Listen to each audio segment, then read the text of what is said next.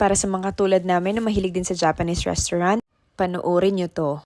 Meron kaming nahanap na restaurant na talagang babalik-balikan nyo. Dito lang to sa may Quezon City. Tignan nyo naman, pagpasok pa lang sa loob, ang ganda na ng ambience, 'di ba? Malaki yung place and may different settings sila. At ito na yung papasok mismo sa main entrance.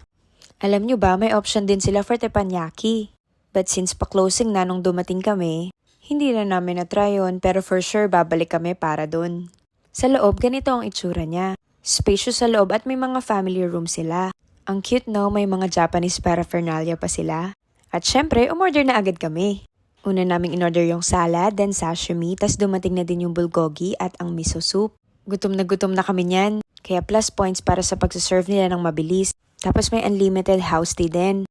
Dumating na yung crazy maki namin, curry, other kind of maki, squid. Hay, ang sasarap talaga. Ito naman yung ramen, tapos skewers. Syempre, di mawala ang favorite kong tempura. By the way, this is not a paid advertisement